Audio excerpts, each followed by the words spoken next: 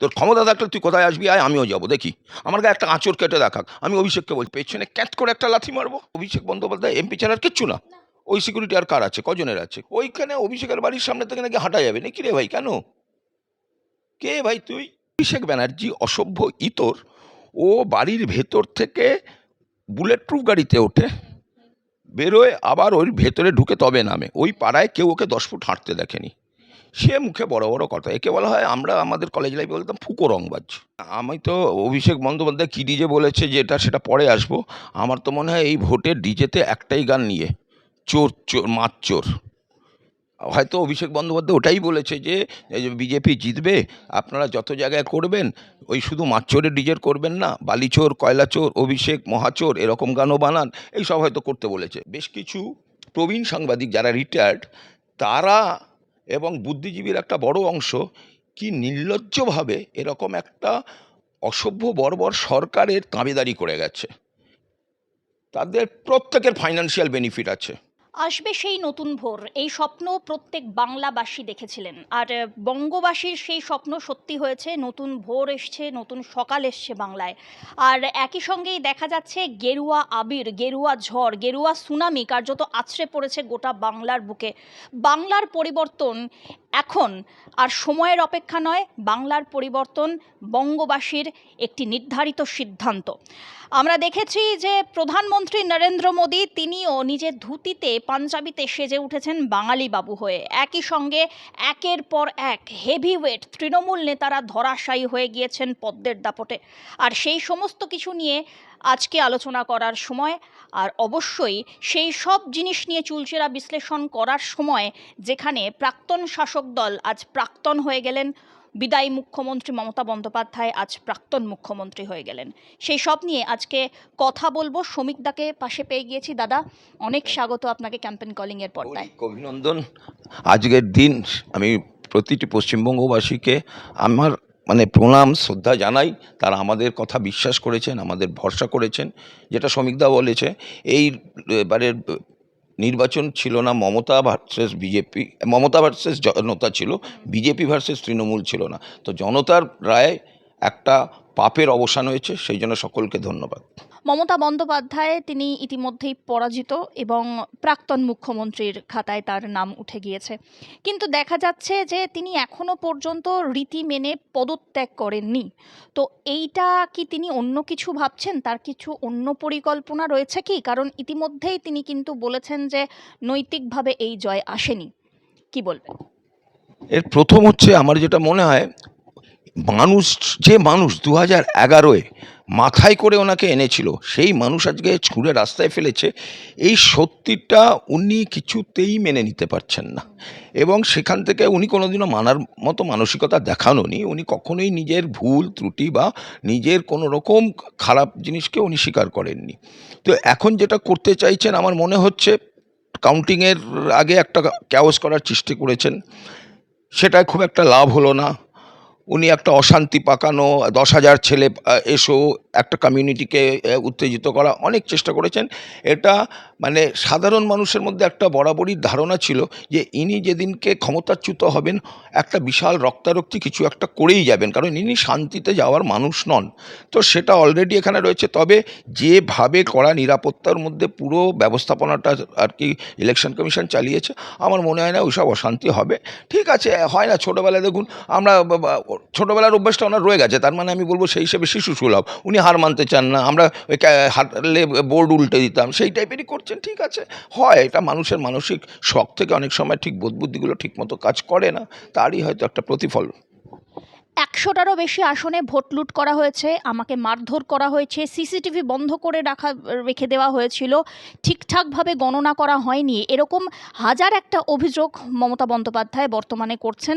এই মুহূর্তে না, উনি এই মানসিকতার মানুষ।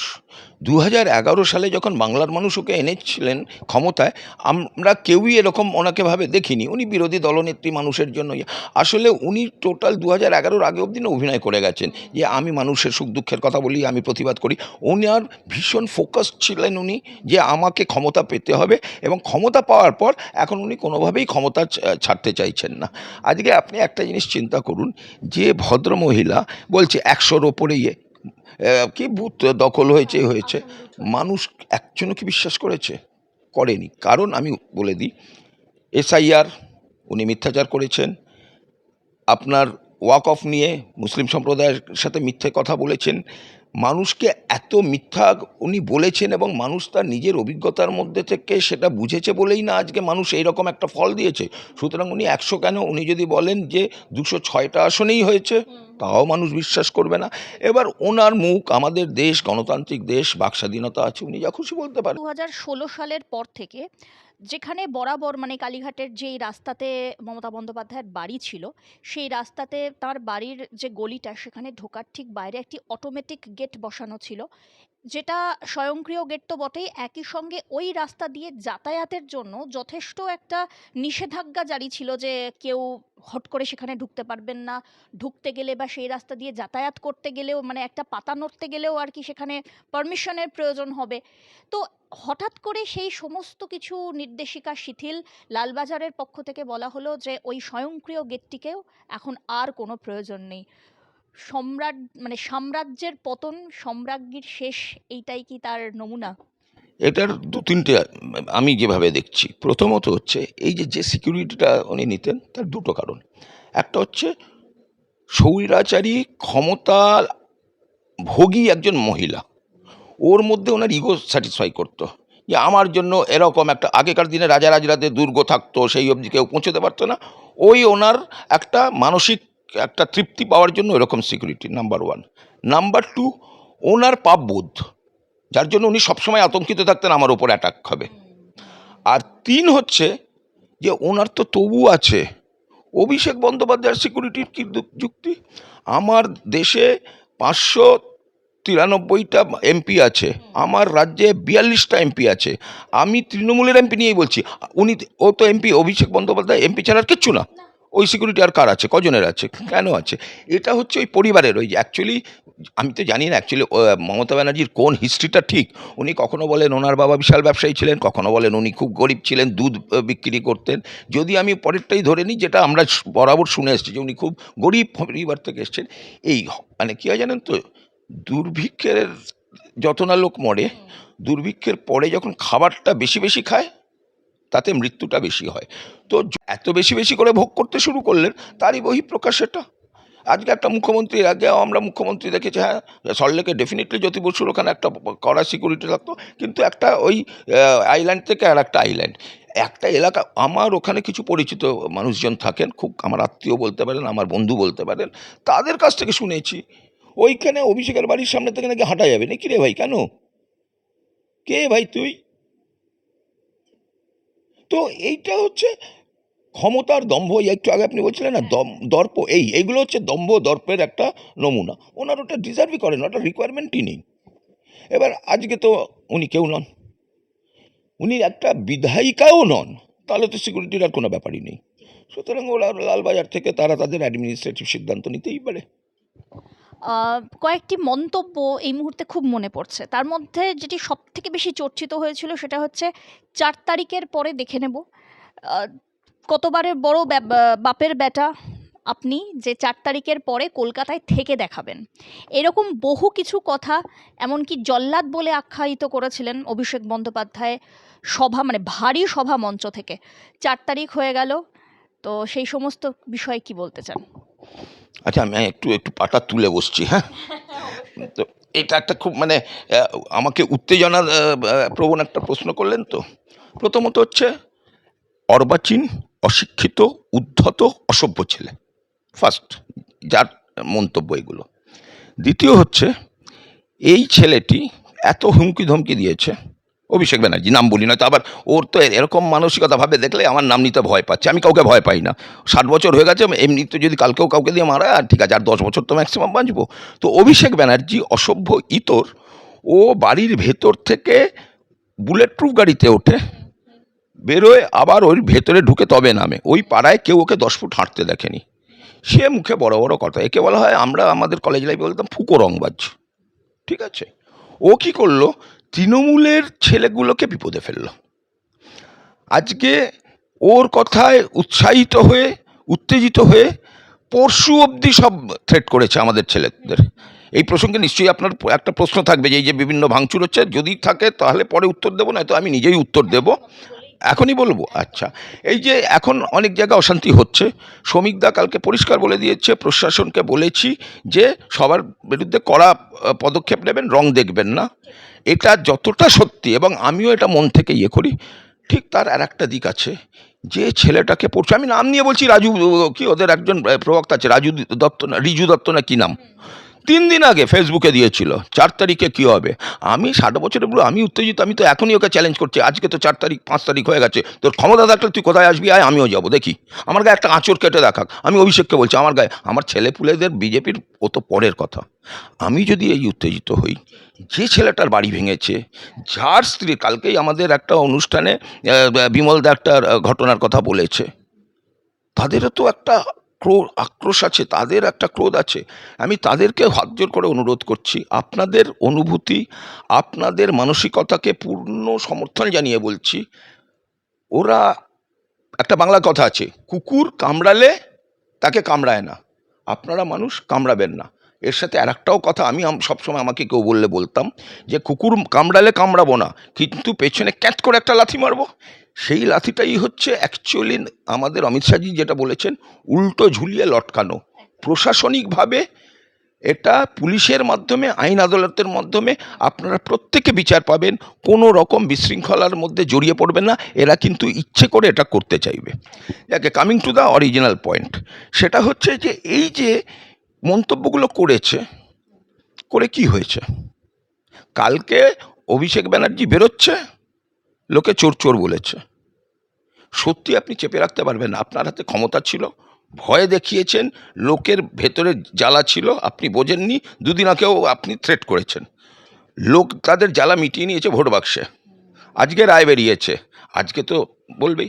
এবং আমার আর একটা জিনিস, আমরা যেটা বলছি, যেটা বিরোধীদের কাছে আমি বলবো, এই বিশেষ করে তৃণমূলের লোক, অনেকে দেখি এই রিজু দত্ত এখন খুব জ্ঞান দিচ্ছে, বিজেপির কে করা উচিত, আমাদের দল থেকে যেরকম পদক্ষেপ নেওয়া হচ্ছে যাতে অশান্তি না হয়, যদি তৃণমূলের ওই অভিষেক ব্যানার্জি, রিজু দত্ত, অখিলগিরি, যারা যারা এত বছর রংবাজি করেছো, যদি সত্যি অশান্তি আটকাতে চান বা চাও, পরিষ্কার একদম হাত জোর করে ক্ষমা করে, যে যার সোশ্যাল মিডিয়াতে হোক বা মিডিয়া প্রেস কনফারেন্স করে হাত জোর করে ক্ষমা চাও, যে আমরা যেটা করেছি অসভ্য ইতরের মতো আচরণ করেছি, আমরা অন্যায় করেছি, আমাদের ক্ষমা করে দিন। তাহলে এই লোকগুলোর কিন্তু মনের জ্বালা অনেক কমে যাবে। শুধুমুধু এসব জ্ঞান দিয়ে আরও বেশি আমাদের ছেলেদেরকে উত্তেজিত করো না, তোমাদের সেই অধিকারটা নেই। এবারে আরও একটি বিষয়তে আসি। অভিষেক বন্দ্যোপাধ্যায় আরও একটি কথা বলেছিলেন, সেটা হচ্ছে যে রবীন্দ্রসঙ্গীতও বাজবে, 4 তারিখের পর ডিজেও বাজবে। তো ডিজে আর রবীন্দ্রসঙ্গীত বাজছে, কিন্তু সেটা আমরা ইতিমধ্যেই দেখলাম যে বিজেপির সদর পার্টি অফিস, মানে যে কেন্দ্রীয় কার্যালয়ে, তার সামনে বাজছে। আবার কালীঘাটের রাস্তাতে বিজেপির কর্মী সমর্থকরা ডিজে বাজিয়ে, রবীন্দ্রসঙ্গীত বাজিয়ে তারা র্যালি করে যাচ্ছেন। তো অভিষেক বন্দ্যোপাধ্যায়ের সেই ডিজে বাজানো নিয়ে কি মন্তব্য করতে চান? আমি তো অভিষেক বন্দ্যোপাধ্যায় কী ডিজে বলেছে যেটা, সেটা পরে আসবো। আমার তো মনে হয় এই ভোটের ডিজেতে একটাই গান নিয়ে, চোর চোর মাছ চোর।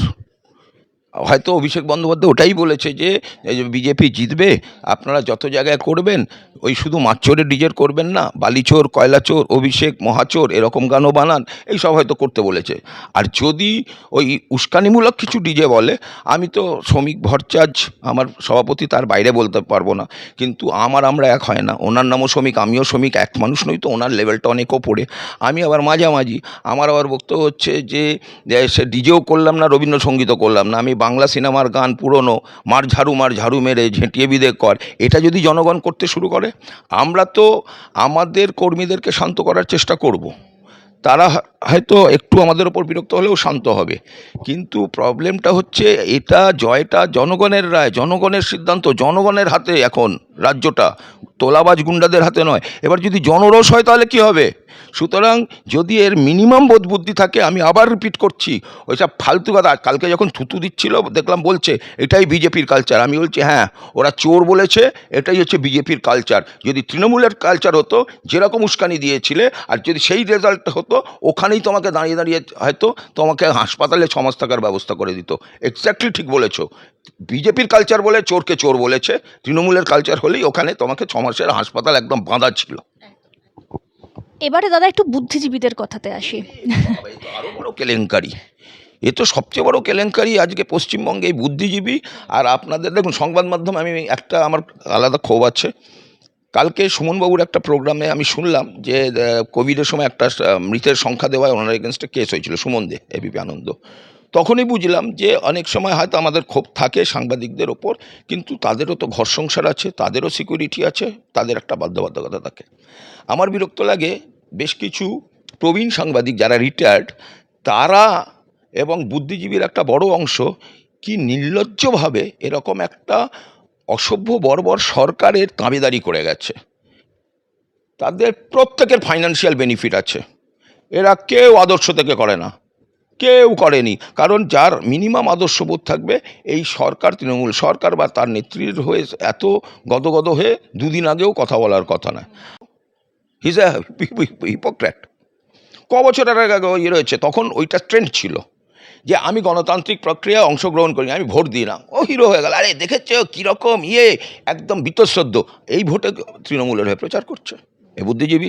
কৌশিক সেন, এরা নিজেদের চরিত্র নিজেরা নষ্ট করছে। আমি নাম নিয়ে নিয়ে বলছি, আমি জানি না আপনার এডিটোরিয়ালে কেটে দেবেন কিনা, এগুলো নাম বলা যায় কিনা, যদি থাকে তাহলে আমি পরিষ্কার। কৌশিক সেন 2021-এর ভোটে কী করলো? No vote to BJP. তারপর এত মানুষের গালাগাল খেয়েছে, এবারে নতুন দেখলো ওটা চলবে না, আপনারা ভোট বয়কট করুন। কেউ ভোট বয়কট করেছে? 90%-এর ওপর আপনার টার্ন আপ করেছে। আর আমরা রেজাল্ট যা করেছি দেখা যাচ্ছে সব আমাদের ভোট দিয়েছে। এরা নিজেদেরকে বেইজ্জত করছে।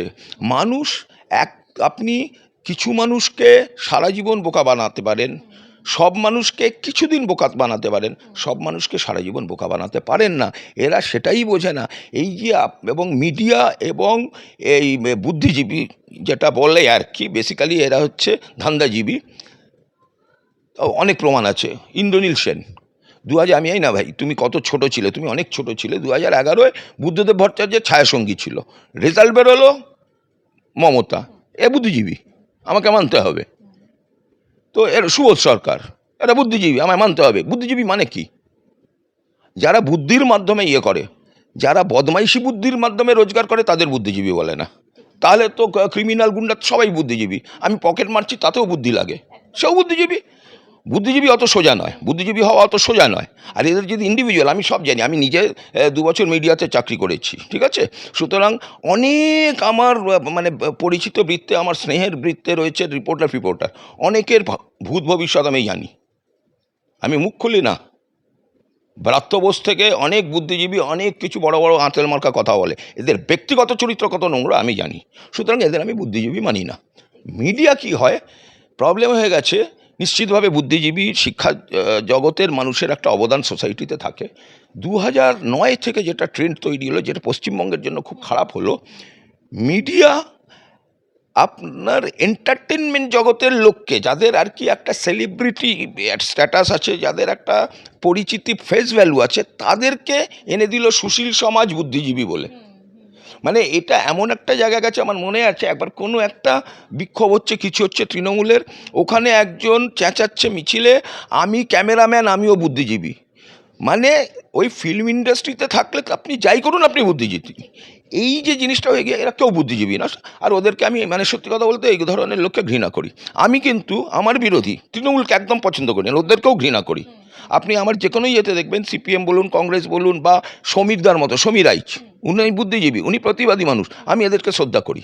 আমার বক্তব্য হচ্ছে, আপনার বিজেপির বিরোধিতা করতে হবে, করুন, নিশ্চিতভাবে করবেন। গণতন্ত্রে বিরোধিতা, সমালোচনাটা করাটা একটা বিশাল ভূমিকা আছে, এবং আমরা এখন সরকারে রয়েছি, আমাদের সেটার দায়িত্ব, কর্তব্য, তাকে গুরুত্ব দিয়ে চিন্তা করা। কিন্তু আপনি জাস্ট বিরোধিতার করার নামে কারোর হয়ে দালালি করবেন, এটা না তো বুদ্ধিজীবীর পরিচয়, না বিরোধিতার, আপনি ধান্দাবাজি করছেন, তাতে আমি লেস ইন্টারেস্টেড।